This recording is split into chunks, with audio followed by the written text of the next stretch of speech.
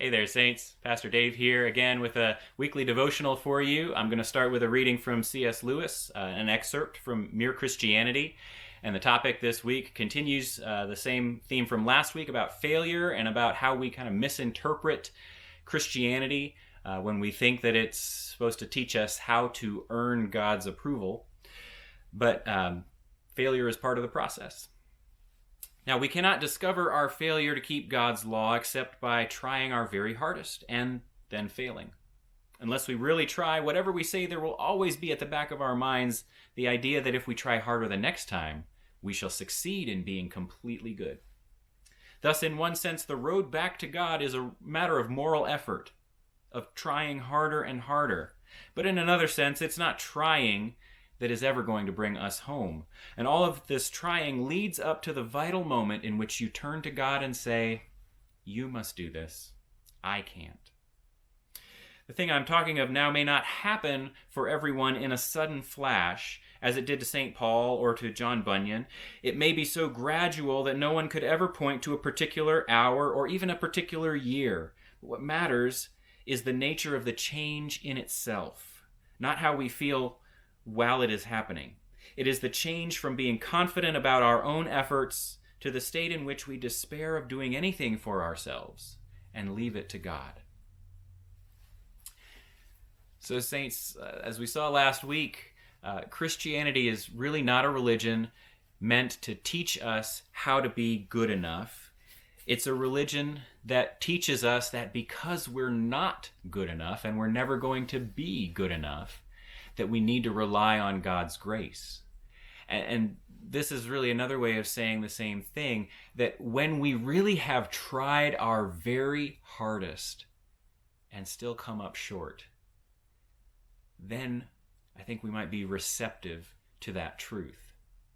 I think some people have a habit of success. I think some people are accustomed to success, and you can think about people in the business world or in the entertainment world who just seem like everything they touch turns to gold. And I think these people, when they have a moment of failure, tend to be just shocked and stunned by it. They're not used to things not working out. They're not prepared for it, and their kind of minds break around that concept of their first failure. Well, on the other hand, I think some people fail all the time, and they get used to it, and they start to believe that they're not capable of anything better. I talked last week about getting good grades and how in school I tended to get straight A's, and I enjoyed that, and I really thought of myself as a good student, smart kid.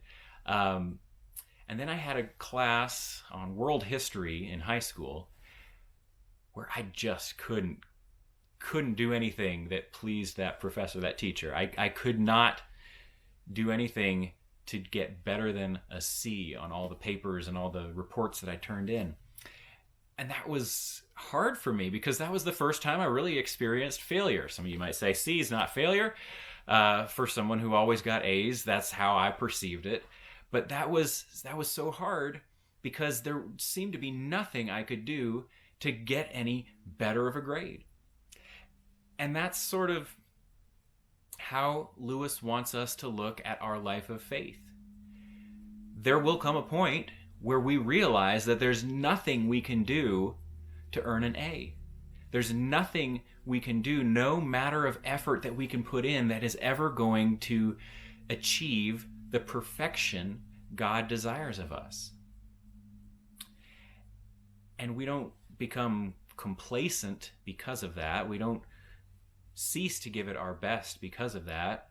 We don't fail to try just because every time we try we fail.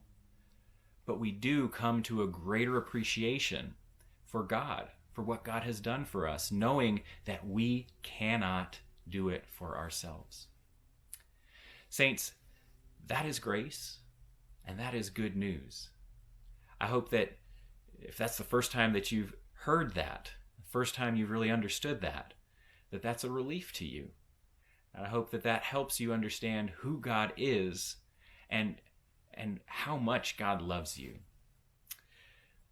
Hope that's something worth thinking about for you this week, something that helps you in your journey of faith. And I will continue to pray for you. I hope you'll keep praying for me. Take care, saints. I'll see you again soon.